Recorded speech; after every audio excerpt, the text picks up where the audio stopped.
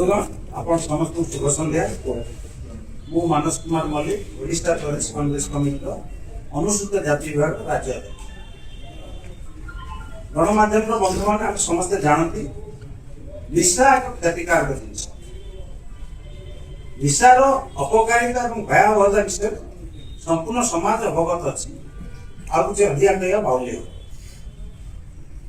मद पीले लिवर खराब हुए धूम्रपान कले फुसफुस रोग हुए एवं गुटखा पान खाइले पार्टी रोग हुए समस्त जान तेणु आम प्रिय पीसी सभापति श्रीजुक्त भक्तचरण दास एक स्वप्न रही निशामुक्त ओडिशार स्वप्न जहाँकि गत अक्टोबर 2 से आरंभ कर गांधी पथ ओडिशार एक अंश विशेष एवं ये निशामुक्त ओडिशा जनजागरण अभियान आमे माने गत अप्रैल 14 तारीख बाबा साहेब भारत रत्न डॉक्टर बी.आर. अम्बेडकर जी जन्मदिन पुरी सुआंड ठारू आरंभ कर आज यह 20तम दिवस आज आसी झारसुगुड़ा सहर पहुंची बंधुगण आप जानते सुआंड हूँ उत्कलमणि पंडित गोपबंधु दास जन्म एवं आज 20तम दिवस आज आम झारसुगुड़ा पहुंची जनसाधारण को सचेतन करने चाहूँ जे समाज रे एसब जेते प्रकार अघटन हो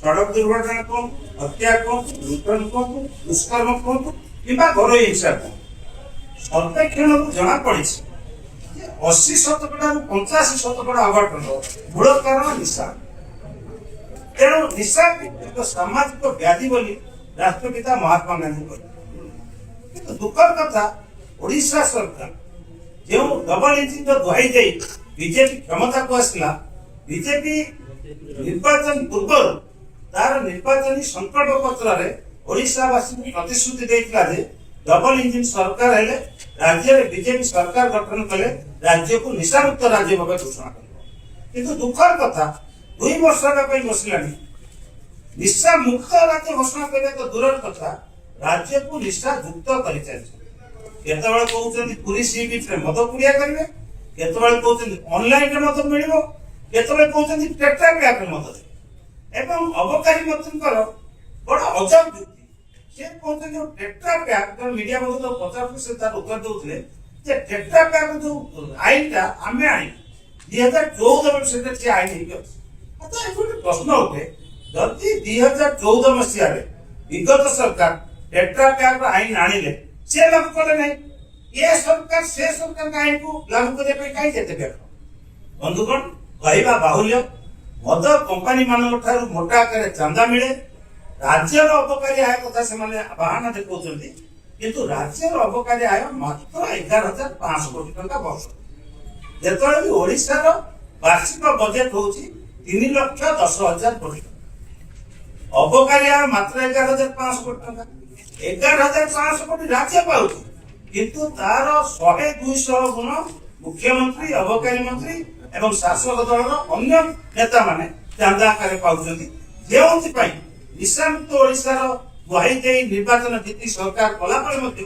ए सरकार ओडिशा को निशामुक्त करिया पे प्रस्तुत तेणु हमर आदरणीय प्रदेश कांग्रेस कमिटी सभापति श्रीजुक्त भक्तचरण दास के नेतृत्व में तांकर मार्गदर्शन में निशामुक्त ओडिशा जनजागरण अभियान समग्र 30टा जिलार 314 ब्लॉक को एवं 4.5 कोटी ओडिया को आम सचेतन करे जो दिन 4.5 कोटी ओडिया सचेतन हे से दिन डबल इंजिन सरकार मोहन माझी सरकार निश्चित ओडिशा को निशामुक्त राज्य भाव घोषणा करिवो आपण मानक सहयोग एवं ओडिशा जनसाधारण सहयोग कामना करे आमे रहिलु आपण समस्त धन्यवाद सर गोटे प्रश्न रहिबो जे आपण जो कथा कहउचंती जे निशा मुक्त करिवो आ जातीय कांग्रेस ए प्रति प्रश्न करिछि तेबे जदि कहिबा राजस्व मदर ही आम ओडिशा सरकार को जाउछि एटा जदि कांग्रेस कथा कहिबा बीजेपी कथा कहिबा एवं बीजेपी कथा कहिबा तो लागुछि जे आपनकर एई प्रेस वार्ता एवं ए सचेतन रथ एहा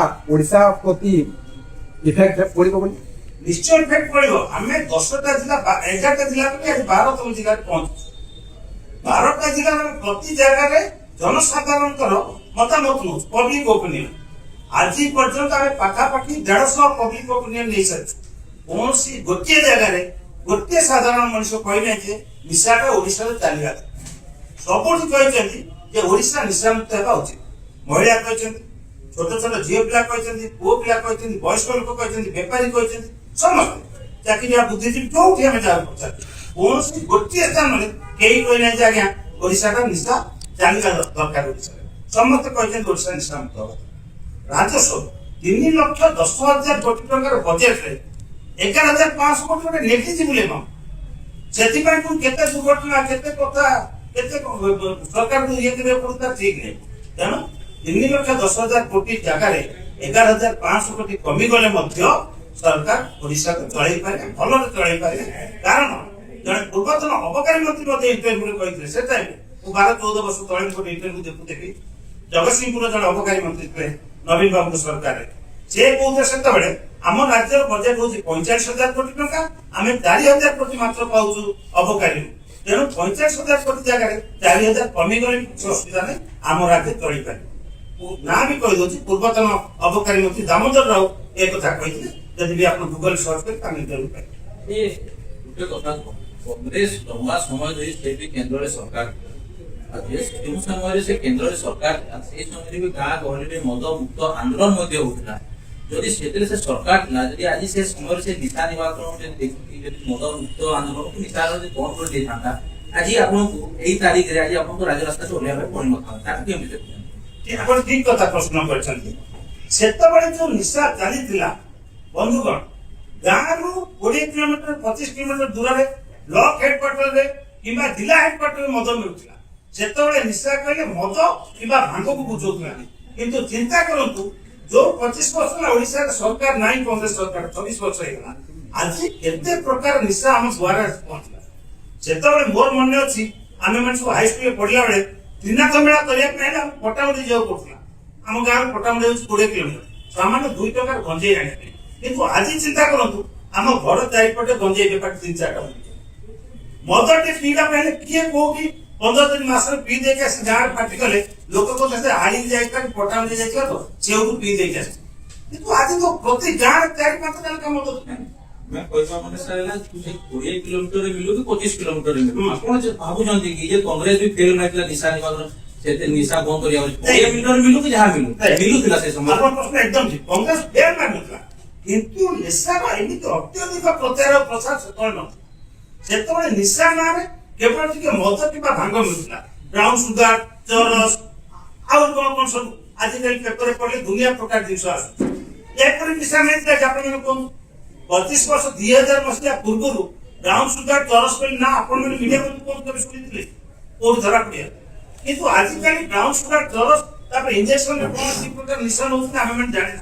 आज जब आम सचेतन नवा आगामी 20-25 वर्ष आम पुओ नाती मान बेलू पुणी केते प्रकार केमिकल इक्वेशन नहीं आहरी कौन सांघातिक निशा सब आसी आम समाज ध्वंस मुख को जाऊँ। तेणु कांग्रेस कौन करथिला कौन न करथिला सेदिन स्थिति कौन था आज स्थिति कौन एइया जदि आमे चिंता कर रही जा ताले हमर आगामी पीढ़ी नसेड ही रास्ता रे बुलिबो। पुओ बाप को चिन्हि पारिबो नहीं, स्त्री को स्वामी चिन्हि पारिबो नहीं, स्वामी को स्त्री चिन्हि पारिबो नहीं। एही परि अवस्था को आमे ठेली ही जाउछन। तेणु वर्तमान समय आसी 4.5 कोटी ओडिया आमे सचेतन हेबा उचित एवं सरकार को ऊपर चाप पकाया उचित जे ओडिशा निशामुक्त हेबो। बिहार निशामुक्त हेई पर मणि खादान किछि नै।